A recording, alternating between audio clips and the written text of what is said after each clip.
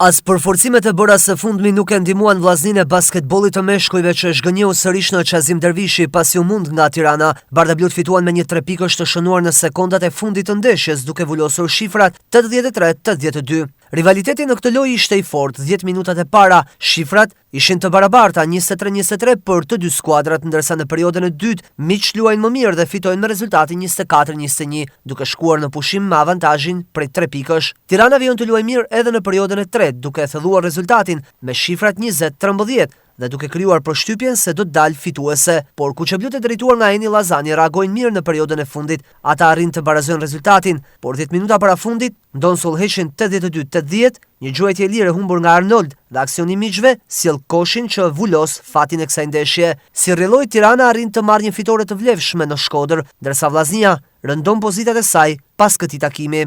Kena shpërdoruar një mundësi shumë të madhe dhe duhet ta kishim vendos neshin, po unë du me ju lexu vetëm 2 statistika shumë thjeshta.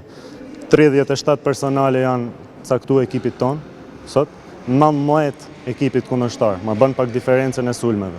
Sa sulme i kanë dhënë ekipit kundërshtar. 28 gjujtje të lira kundërshtari, 18 ne. Shtoja edhe këto aty në.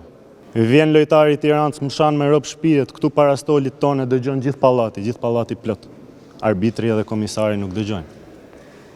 Ç'a i thohet kësaj? Do na mi thanë marshallah. Urime Tiranës. Ky është kampionati shqiptar.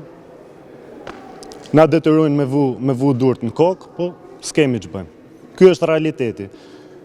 Më vjen keq që sjellin njerëz që vendosin me bë këto gjëra. Turp është turp, po sot do e hajmë turpin me bukë. S'kena që bëjmë. Me të vërtet lejë shumë e bukur edhe shumë e luftume, vetë fakti që në shtesë edhe po themi me një kosht fundit u vendosë edhe fitoria, patjetër që është ndeshje e bukur, siç e the edhe ti e thamë dhe çfarë, që me Vllaznin gjithmonë është një rivalitet që një kosh ose 2 kosha maksimum e ndajnë gjithmonë fitoren. Siç u mundëm në Farie, po themi me 3 pikë, arritëm të fitojmë këtu me 1, kështu që kjo është edhe bukur në fundit.